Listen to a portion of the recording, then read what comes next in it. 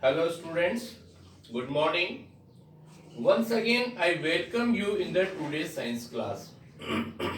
But yesterday I explained you one topic that is about the definition of reproduction, or in the plant we study about the vegetative part or reproductive part of a plant. तो एक बार दोबारा से हम बात बता रहे हैं आपको parts of A plant body, that is parts of a plant body. ध्यान से देखिए, अब parts of A plant body के अंदर हमने जो नेम लिखे थे वो है आपके पास, that is the root, stem, then leaves, and then after next one that is the flower. इसमें ध्यान से देखना बेटा, रूट, स्टेम और लीव्स वाले जो होते हैं ये वेजिटेटिव पार्ट होते हैं, वेजिटेटिव पार्ट, और जो फ्लावर होता है उसको बोलते हैं हम रिप्रोडक्टिव पार्ट. अब आपको पता है फ्लावर आगे चल करके कुछ प्रोसेस कंप्लीट होने के बाद it convert into the fruit, और फ्रूट के अंदर जो है सीड्स अवेलेबल होते हैं, और after consuming of the fruit seed are dispersed. Dispersal of seed, ये इतनी बात समझ में आ रही है आपको? मतलब कि अपने प्लांट बॉडी के अंदर इतने पार्ट्स होते हैं, root, stem, leaves, flower. Flower को हमने क्या नाम दे दिया? Reproductive part. और इसमें बाकी रूट, स्टेम, लीव को हमने नेम दिया वेजिटेटिव पार्ट.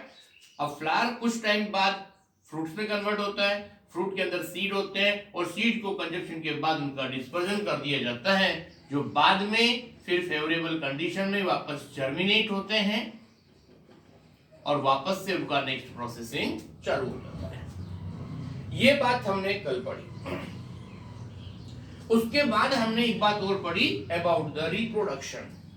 रिप्रोडक्शन में हमने एक बात बताई थी आपको, that is the asexual reproduction, और उसमें भी हमने आपको डिफरेंट टाइप्स बताई थी बेटा. तो फर्स्ट नंबर देखिए आप, that is the asexual reproduction. asexual reproduction में कल हमने आपको एक बात बताई थी, the reproduction in which only one parent is involved. The process in which only single parent is involved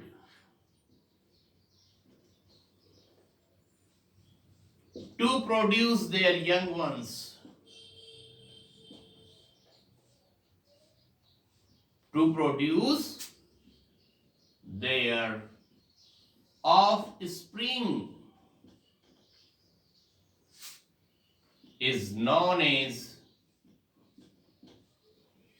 asexual reproduction. asexual reproduction, ये बात कल भी हमने बताई थी, एक बार दोबारा से रिपीटेशन कर रहे हैं आपको. इतनी बात समझ में आने के बाद हमने कुछ बोला बेटा, some common method of the reproduction are asexual reproduction,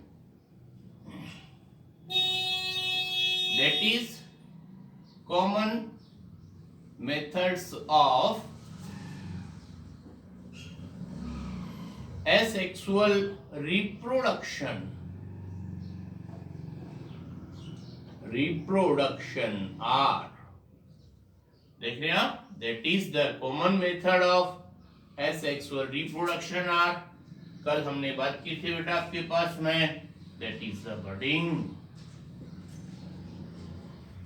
कल हमने 3 नेम्स बताए थे. फर्स्ट नंबर था बडिंग, सेकेंड नंबर था आपका दैट इज द फ्रेगमेंटेशन, और थर्ड नंबर था बेटा आपका that is the spore formation. तो आज थोड़ा सा हम यहां से न्यू टॉपिक स्टार्ट कर रहे हैं। बडिंग में क्या होता है, बडिंग प्रोसेस कब फॉलो होता है, ध्यान से देखना।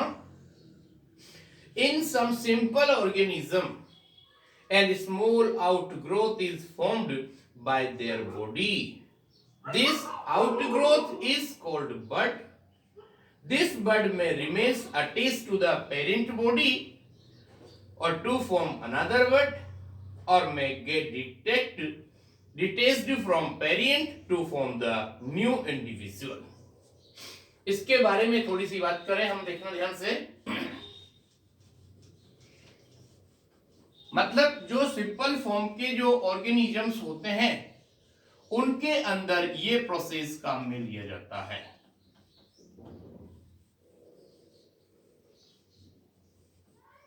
तो यहां पर ध्यान से देखना, बडिंग प्रोसेस किसमें होगा, for example yeast. You know what is the yeast? Yeast is a type of fungus. Fungus जो होती है टू टाइप्स होती है, यूनिसेलुलर यीस्ट और मल्टीसेलुलर मोल्ड्स। तो यहां पर इसकी बात कर रहे हैं हम कि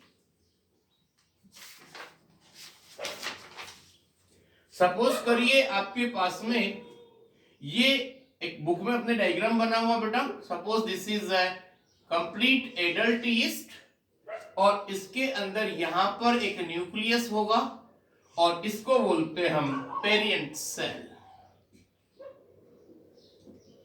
parent cell.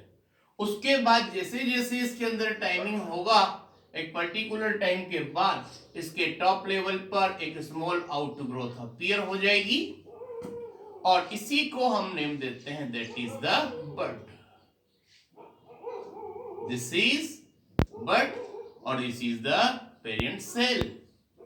Okay, now next one, उसका नेक्स्ट जो स्टेप आएगा उसके अंदर क्या होगा, वापस से वही पेरेंट बॉडी, और ये जो आपकी बड है वो थोड़ी इंक्रीज हो जाएगी और इन दोनों के बीच में हल्का सा गैप इंक्रीज हो जाएगा, राइट। उसके बाद जो आपका नेक्स्ट स्टेप होगा उसके अंदर पेरेंट बॉडी अलग होगी और जो उसका यंग वंश है वो बॉडी अलग होगी। That is the this is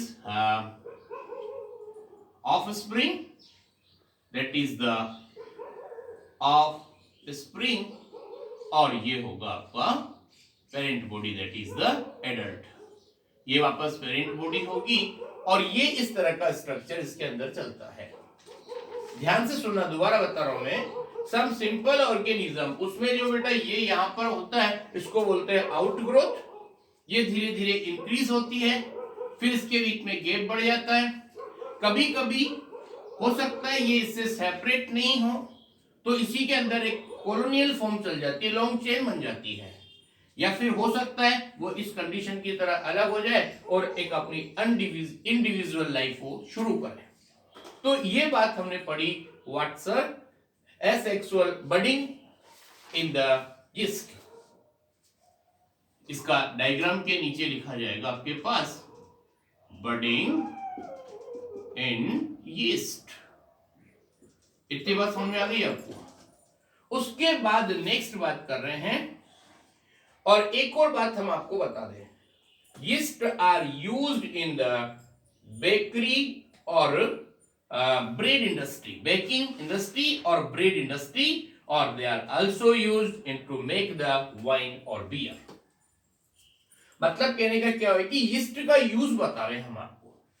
yeast कहां यूज होता है, इन द ब्रेड इंडस्ट्री और बेकरी इंडस्ट्री, और next one in the production of wine और बियर। इनके अंदर यीस्ट का यूज होता है। व्हाट आर यीस्ट हमने आपको बता दिया, they are actually the unicellular fungus. और अब हम बात कर रहे हैं बेटा next topic B number, that is the fragmentation. Fragmentation क्या होता है, सुनिए ध्यान से। Fragmentation is the process of asexual reproduction in which parent body is divided into the irregular parts of a parent body. मतलब कुछ एल्गी होती हैं, इसका एग्जाम्पल मिलेगा आपको, इसको आप कह सकते हैं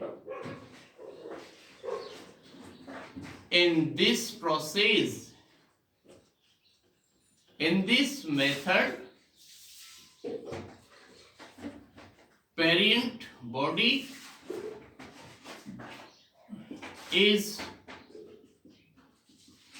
divided into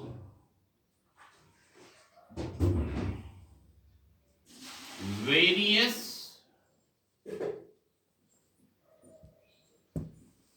irregular pieces, parts, and each part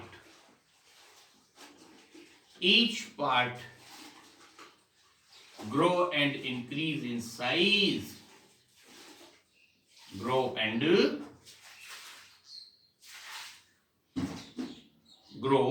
become an adult.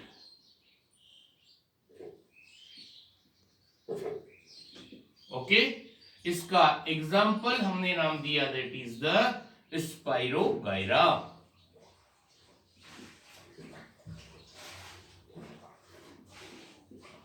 Spirogyra is what is this? It is an algae.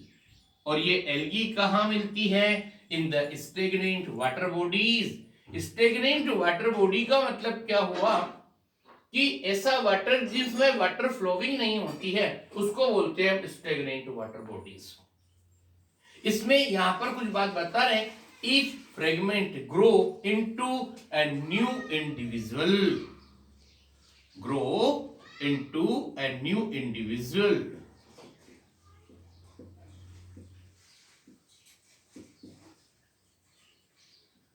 They grow into a new individual. Okay sir. उसके बाद इसके बाद नेक्स्ट की बात कर रहे हैं that is the third type, spore formation. ये हम बता रहे हैं आपको process of asexual reproduction in the plant. Spore में क्या होता है? Many plant do not produce flower, reproduce through the spore formation. Each spore is covered by thick wall that protect it from unfavorable condition. हम कुछ बात बता दें आपको. ये प्रोसेस जो होता है नॉन फ्लावरिंग प्लांट्स के अंदर काम में लिया जाता है. मतलब टोटल जितने भी प्लांट्स होते हैं वो टू टाइप्स होते हैं, फ्लावरिंग प्लांट्स और नॉन फ्लावरिंग प्लांट. तो नॉन फ्लावरिंग प्लांट्स में सीड मतलब फ्लावर नहीं लगते हैं, तो नेचुरल इसमें फ्रूट नहीं बनेंगे और सीड नहीं होंगे. उनमें सीड की जगह पर सीड जैसी राउंड हार्ड स्ट्रक्चर अवेलेबल होती है और वो एक पर्टिकुलर टाइम पे जब भी सूटेबल कंडीशंस होती हैं तब वो डेवलप होकर के और जब सीड की तरह जर्मिनेट होती है और एक अपना न्यू इंडिविजुअल में डेवलप होकर के ग्रो होते हैं. इसका एग्जांपल होगा आपके पास that is the moss. Next number that is the ferns. और इसमें एक और बात बता दें कि जिस स्ट्रक्चर के अंदर स्पोर्स प्रेजेंट होते हैं उसको बोलते हैं स्पोरेंजिया. और स्पोरेंजिया एक स्ट्रक्चर है जिसके अंदर बहुत सारे स्पोर्स होंगे. जब वो मेच्योर होते हैं पर्टिकुलर टाइम के बाद तो स्पोरेंजिया एक्सप्लोर हो जाएगा, फट जाएगा, उसके अंदर से बहुत सारे स्पोर्स बाहर निकल के गिरेंगे और सीड की तरह सूटेबल कंडीशन में जर्मिनेट होंगे और वो वापस से न्यू इंडिविजुअल डेवलप करेंगे. ये सारा प्रोसेस होता है by the spore formation. Okay, this is enough for today. Thank you very much.